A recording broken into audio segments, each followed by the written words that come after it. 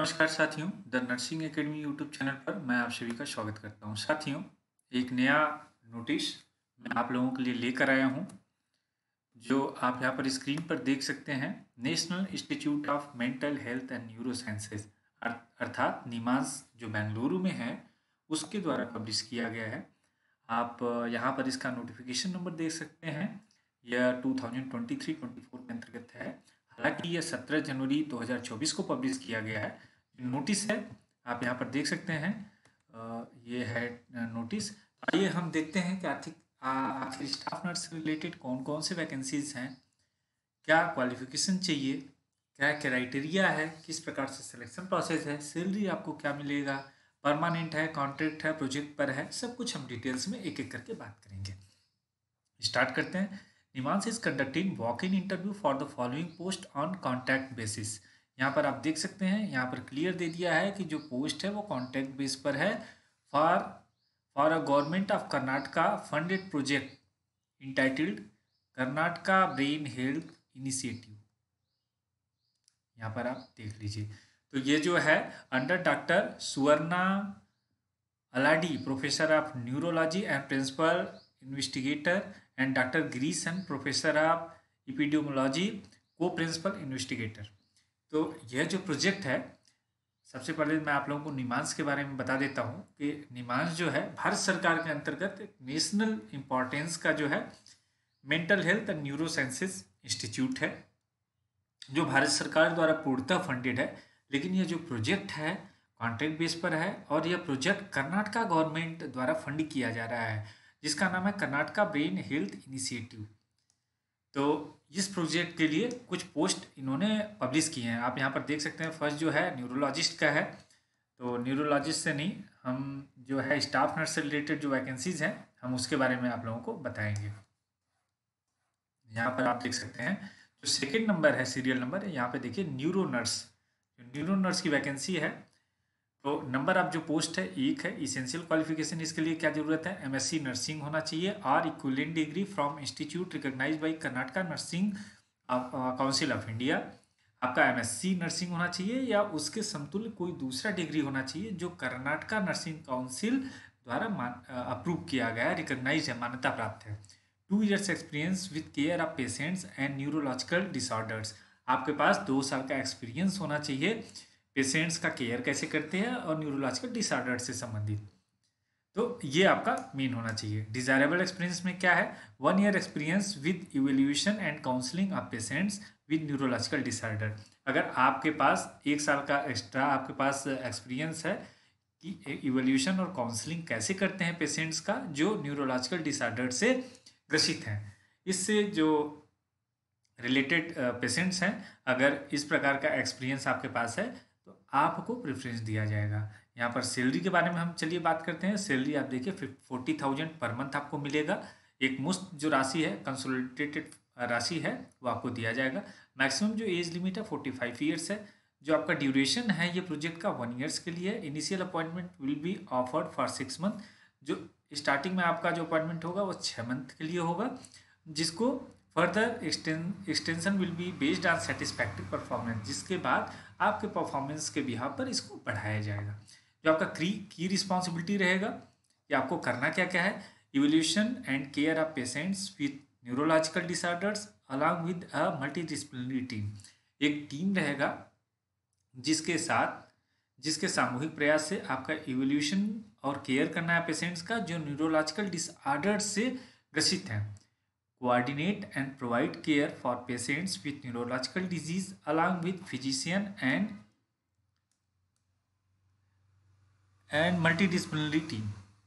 तो फिजिशियन और multidisciplinary team के साथ उनके कोऑर्डिनेशन से आपको केयर प्रोवाइड करना है उस जो न्यूरोलॉजिकल डिजीज से ग्रसित जो पेशेंट्स हैं। आइए नेक्स्ट हम देखते हैं। यहाँ पर आप देखिए कुछ और की रिस्पॉन्सिबिलिटी दिए गए हैं। Support outreach activities of training, screening and awareness program. आपको ट्रेनिंग, स्क्रीनिंग और अवेयरनेस प्रोग्राम से रिलेटेड जो सपोर्ट प्रदान वहाँ पर करना है। Documentation of data and assist in analysis. आपको डाटा जो इस प्रकार के पेशेंट्स का जो डाटा मिलता है उसका डॉक्यूमेंट्स पूरा तैयार करना है और उसका एनालिसिस करना है। Any other work assigned by the concern higher अफसर, उससे संबंधित जो वरिष्ठ अधिकारी हैं उनके द्वारा दिया गया कोई अन्य काम। ये हो गया आपका जिस पोस्ट के बारे में हम बात कर रहे थे जो न्यूरो नर्स का था उससे संबंधित है क्या क्या चाहिए। अब आइए नेक्स्ट जो है सीरियल नंबर 3 आपका ये है, पोस्ट का नाम है नर्स। नंबर ऑफ जो पोस्ट है 30 पोस्ट है, ये काफ़ी अच्छा पोस्ट है। इसेंशियल क्वालिफिकेशन जो है बीएससी इन नर्सिंग और equivalent degree from institution recognized by Karnataka nursing council of India.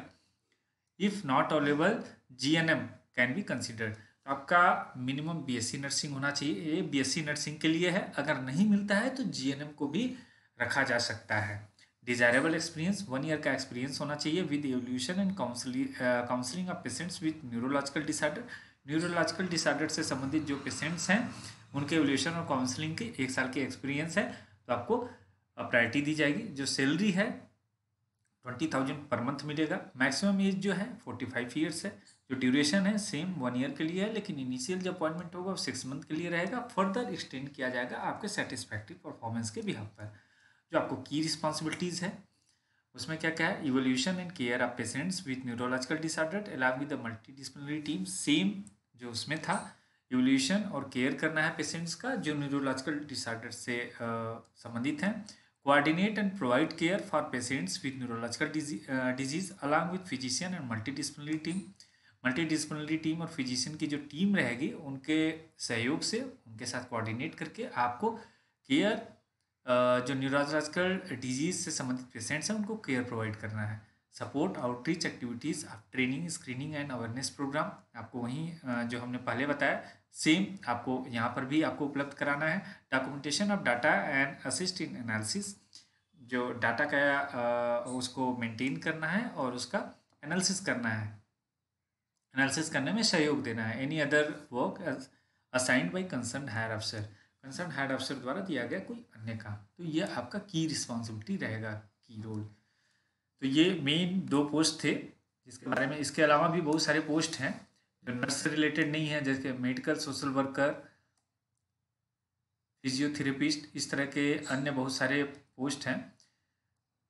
तो यहाँ पर आप देख सकते हैं, आप लोगों को मैं यहाँ पे जो है the desirous candidates who fulfill the eligibility criteria mentioned above are advised to appear for walk-in interview with their resume and testimonial in original on below mentioned dates।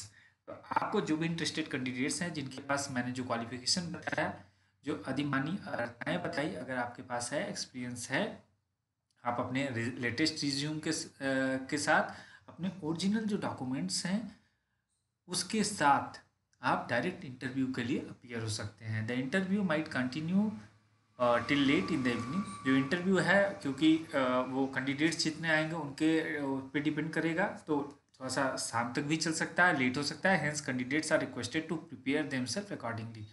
इसलिए कैंडिडेट्स को यहाँ पे सुझाव दिया जाता है कि वो उस हिसाब से अपना तैयारी करके आएँ। आइए हम बात करते हैं सीरियल नंबर 7 और 8। न्यूरो नर्स एक पोस्ट है, इसका जो डेट है इंटरव्यू का 29 तारीख को है और नर्स का भी 29 तारीख को है, सेम डेट में है। नर्स के लिए 30 पोस्ट है।